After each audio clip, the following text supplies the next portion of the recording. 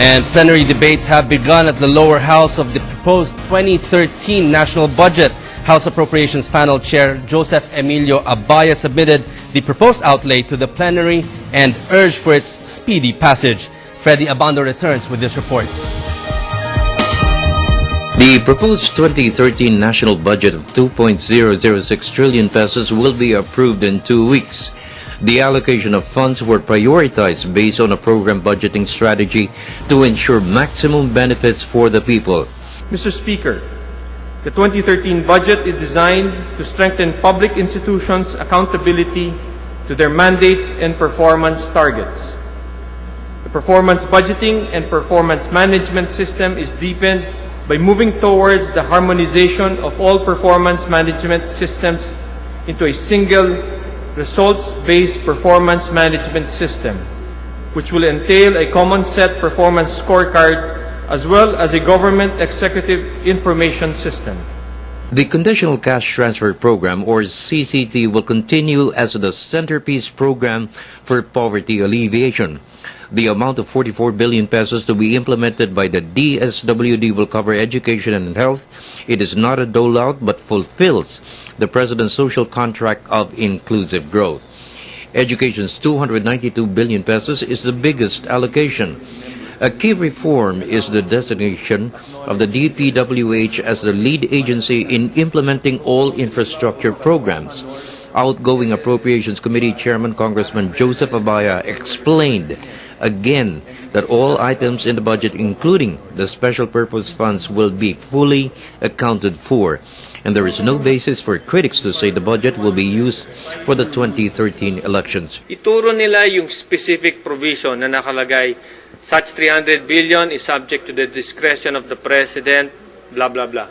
Wala, hindi na sumagot sa akin. Ibig sabihin, yung nagsasite ng walang basehan, gumagawa lang ng intriga para makagat ninyo, kaya kayo napadpad doon. Kaya, so, I still have to see a provision, whether general or specific, saying that a certain fund is subject to the discretion, much more yung 300 billion. Reforms in the budget is also a result of ensuring that every peso spent is measured how services are delivered. Congressman Mel Senen Sarmiento, one of the champions of the scorecard system, stressed there is now more transparency and accountability. It's being used by most of the successful corporations in the world. And there is no reason why government should likewise not use the very instrument that help a good number of corporations grow in the public sector.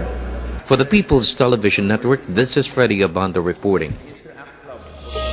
And today, the House began its deliberations in plenary of the proposed 2013 national budget of 2.006 trillion pesos. The said deliberation is expected to be completed in 2 weeks. And joining us tonight is Congressman Joseph Emilio Aguinaldo Abaya, the outgoing chairman of the Committee on Appropriations. Good evening, sir.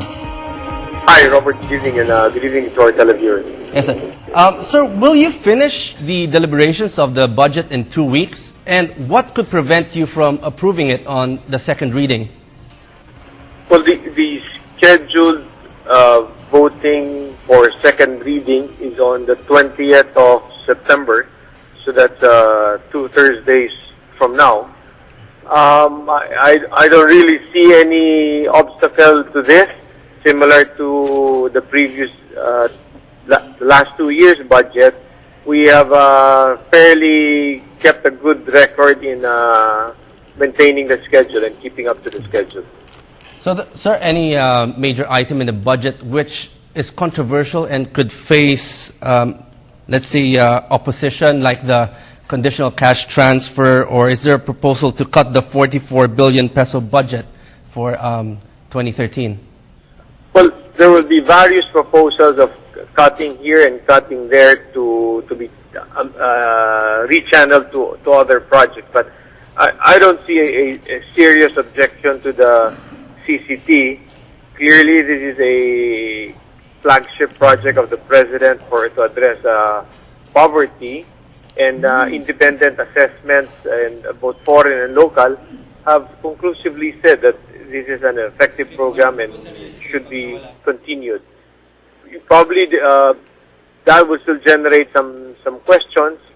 Questions on the special funds on priority and economic services will also draw attention. This is roughly 23 billion. But as I've explained this afternoon, it will be just a matter of time till the executive will forward to us a breakdown of this. And this will be submitted as an errata.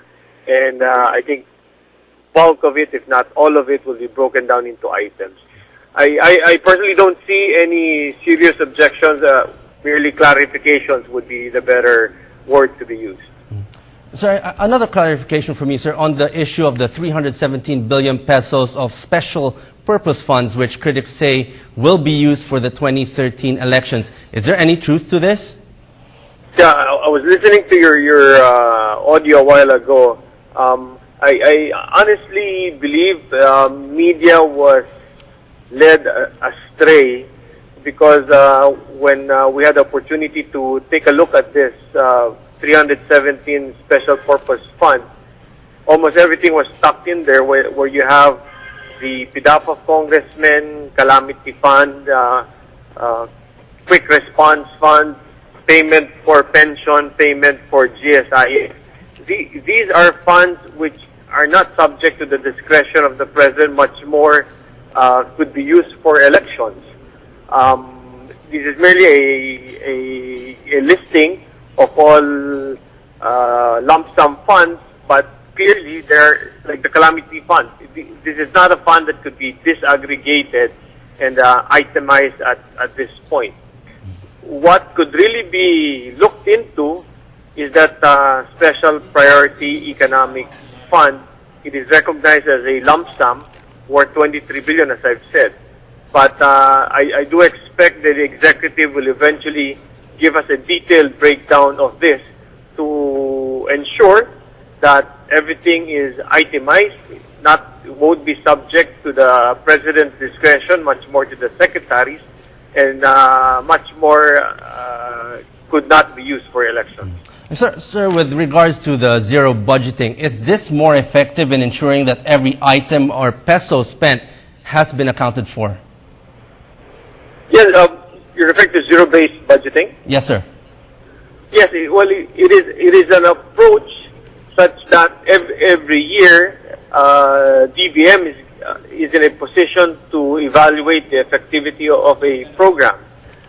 The previous method is merely to have an add-on to what has been started, but to a zero-based budgeting approach, each year, each project is evaluated. If deemed to be effective and funds are properly utilized, then appropriations are channeled through it. If deemed ineffective and a mere wastage of public funds, it is the president allows to shut down a particular program too. And sir, finally, will there be cuts or realignments in the budget, or will the non-insertion policy still be implemented? Well, the non-insertion policy should be clarified. The bad insertions of the past, that's clear history. We won't be playing around with debt servicing because that's mainly the source where you have all these insertions. But since the very first budget, Congress has done amendments. We have put in policy amendments and likewise other itemized amendments. So we still expect that given the power of the purse is lodged in Congress, we will put in our own appropriate amendments as we deem fit to make the budget more responsive to the people's needs. Okay, on that note, thank you very much for joining us tonight. That was Congressman Joseph Emilio Abaya, Chairman of the Committee on Appropriations. Thank you, sir. Thank you. Thank you for the opportunity to explain the budget to our people. Thank you.